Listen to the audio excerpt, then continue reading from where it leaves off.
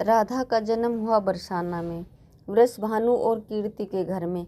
दो अलग स्थान, दो अलग परिवार, लेकिन एक ही आत्मा के दो टुकड़े।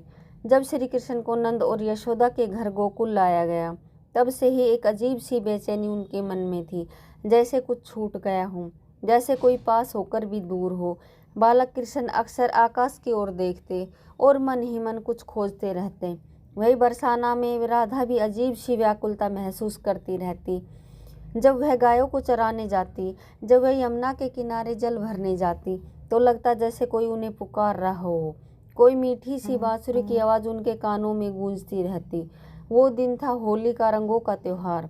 गोकुल और बरसाना के बीच होली खेलने की परंपरा थी। श्री कृष्ण अपने सखाओं के साथ बरसाना पहुँचे। राधा अपनी सखियों के साथ रंग खेलने के लिए तैयार थी।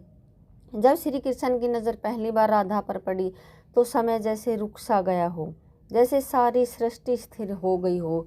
श्री कृष्ण के मन में एक अजीब आवाज़ गूंजी, यही है वह जिसे मैं जन्मों से खोज रहा था।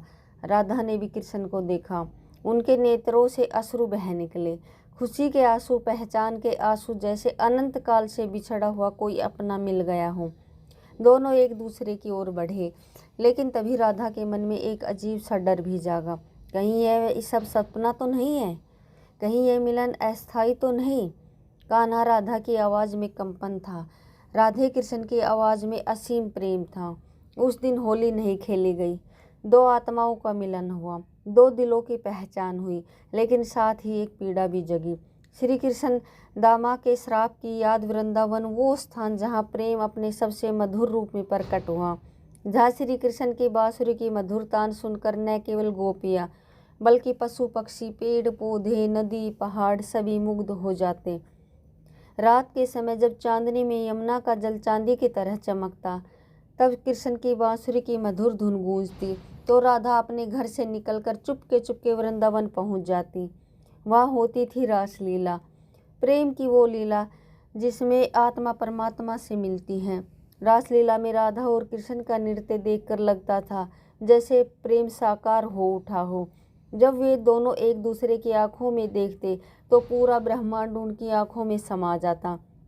जब वे हंसते तो फूल भी मुस्कुराने लगते, जब वे प्रेम से बात करते तो हवा भी थम सी जाती। लेकिन हर रासलीला के बाद राधा को घर वापस जाना पड़ता था। हर मिलन के बाद विरह का दर्द और तेज होता जाता था। राधा रात भर कृष्ण के बारे में सोचती रहती। कृष्ण भी राधा की याद में बांसुरी बजाते रहते। वृंदावन में राधा और कृष्ण का प्रेम अब किसी से छुपा नहीं।